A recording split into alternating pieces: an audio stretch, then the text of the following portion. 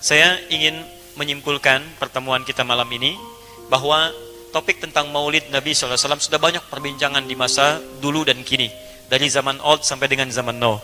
Banyak perbincangan di dalamnya. Kita tidak harus berselisih untuk membincangkan itu kembali. Kita harus menyikapi bagaimana mengambil jalan tengah terbaik untuk kemudian kita amalkan dalam kehidupan. Gembira dengan hadirnya Nabi, gembira dengan lahirnya Nabi itu pasti, karena orang yang menolak kehadiran Nabi tentu dia kufur. Maulid artinya waktu Nabi dilahirkan. Maulud itu baiknya. Jadi secara bahasa mustahil kita menolak maulid dan maulud. Kita mengakui ada maulid, kita mengakui ada maulud. Bagaimana menyikapinya? Kita berbahagia dengan itu semua dan menghadirkan tuntunan-tuntunan Nabi dalam kehidupan kita sesuai dengan yang diperkenankan tuntunan dalam syariat kita. Budaya bisa berbeda. Kalau budaya itu mengantarkan pada wasilah mendekatkan kita pada Al-Quran dan Sunnah, maka budaya itu bagian dari yang benar untuk kita gunakan. Ma la yatimul wajibu illa bihi fahuwa wajib. Segala sesuatu yang mengantarkan pada kebaikan yang itu wajib, maka itu pun jadi perangkat yang benar untuk kita gunakan. Mikrofon nggak ada di zaman Nabi. Apakah ini bid'ah? Tidak, karena mic ini mendekatkan kita untuk mendengar kalimat-kalimat azan dan kebaikan supaya lebih dekat kepada nilai-nilai kebaikan. Tapi jaga juga supaya kita tidak terlibat dalam ritual-ritual atau budaya-budaya yang kiranya disusupkan pada kaidah-kaidah agama sehingga menyimpangkan kita dari ketentuan-ketentuan yang benar. Andana alimun kabir. Fa aydan minhum Syekh Muhammad bin Hashim Al-Ash'ari الذي أسس جمعية نهضة علماء في تاريخ 31 من يناير. Ya, teman-teman sekalian, kita punya salah satu ulama besar di Indonesia, ya, Syekh Muhammad Hashim bin Ash'ari, yang mendirikan Nahdlatul Ulama 31 Januari 1926. Indahu kitab wa alafa taqriban 19 kitaban وعندي مجموعة هذا من 12 كتاب هذه ومنها الكتاب الثاني اسمه رسالة أهل السنة والجماعة. Di antara 19 kitab ini ada kitab yang kedua namanya Risalah Ahlus Sunnah wal Jamaah fi safhatil 11 di halaman yang ke-11, ya, al-faqrah tsaniyah, paragraf yang kedua, fil wasat, baris 1 sampai dengan baris kelima, ya, satr wahid ilal khamsah, ya, fil yamin, di sebelah kanan. Beliau berikan keterangan kepada kita tentang amalan-amalan bid'ah yang ada di masyarakat Jawa, tentang bab faslun bi zuhuril bid'ah fi ardi Jawa wa intisharha wal mubtadi'in fiha.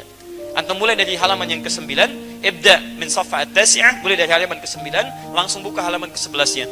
Antum akan temukan di situ, kata beliau, di antara bid'ah itu ada ajaran-ajaran yang menyimpang. Misal al-hulul wal ittihad, ya, merasakan ada datangnya sesuatu kepada kita sampai mengatakan puncaknya saya adalah Allah. Ya, kamu siapa? Saya Allah. Allah sedang apa? Allah sedang makan. Itu yang seperti itu, waliyadzubillah, itu yang menyimpang, ya. Misal buka lagi antum di sebelah bawahnya, ya, paragraf yang ketiganya, baris 1 sampai dengan baris yang ketiga, paling kiri sebelah bawah, ya, fil yasar tahat, ya, faqrah ats-tsalitsah satr wahid ila ats-tsalits. Disebutkan di situ di antara aliran menyimpang ada juga yang ahli zikir. Ahli zikir, lakin dzakar Syekh bi annahu min dhimn ad-dhalah. Jadi manhum, siapa haula, siapa mereka itu?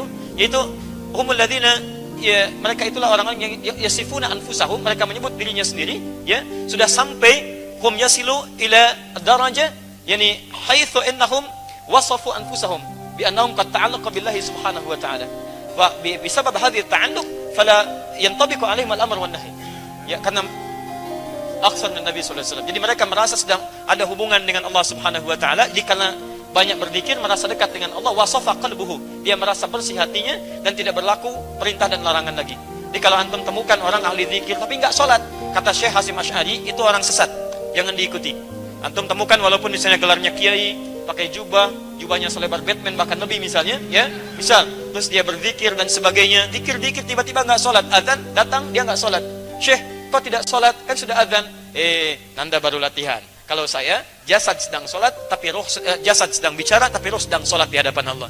Nah, kalau kata beliau, kalau ada aliran yang seperti itu yang menyimpang. Zikirnya tidak menyimpang, tapi kalau zikir menjadikan aliran otak kita konslet, itu yang menyimpang. Ya, jadi teman-teman sekalian, maka jauhi segala hal yang tidak baik untuk kita. Kalau ada budaya yang bagus, ambil.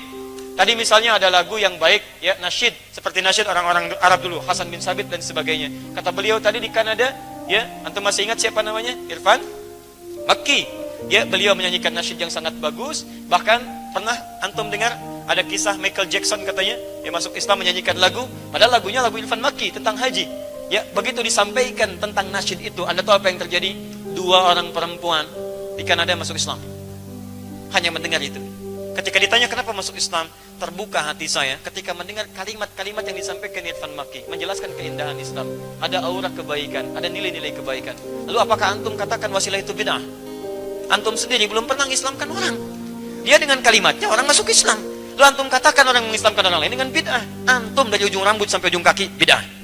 Ya, di teman-teman sekalian, kalimat bid'ah mesti kita jaga. Yang benar-benar tertolak kita tolak, yang baik kita ambil, dan frame kita tetap Al-Quran dan Sunnah Rasulullah SAW.